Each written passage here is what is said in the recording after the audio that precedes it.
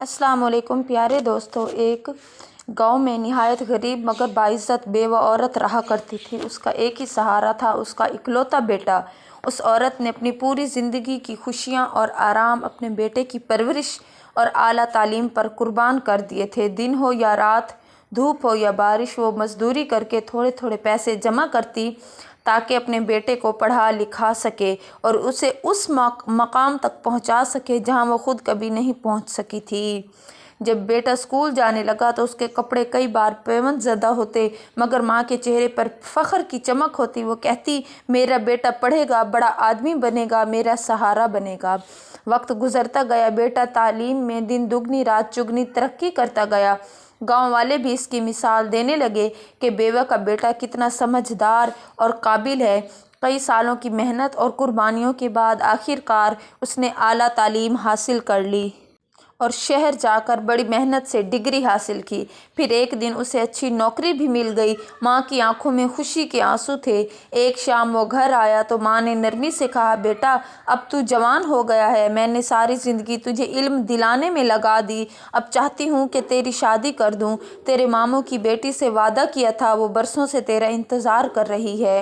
ये सुनते ही बेटे के चेहरे पर नागवारी के आसार ज़ाहिर हुए। उसने सख्त लहजे में कहा, माँ आप क्या बातें कर रही हैं, मैं पढ़े लिखे ऊंचे मकाम वाला आदमी हूँ, मैं उस गरीब लड़की से शादी कैसे कर सकता हूँ।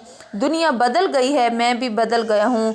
माँ की आंखों में खामोश आंसू तैर गए। वही बेटा जिसके लिए उसने भूख सही, बर्तन मांजे, झाड़ू लगाया, आज वही बेटा उसकी कुर्बानियों को कमतर जानने लगा था। वक्त गुजरता रहा और बेटा माँ को साथ लेकर शहर आ गया। वहाँ एक हसीन पड़ोसी लड़की से उसकी चाहत हो गई और माँ ने चुपचाप उसकी रज़ा में रज़ा मिलाने के बाद उसकी शादी करवा दी।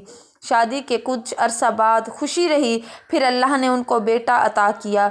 माँ दादी बनकर खुशी से निहाल हो गई। वो अपने पोते को सुबह नहलाती, दोपहर को सुलाती, शाम को गोद में उठाए टहलती।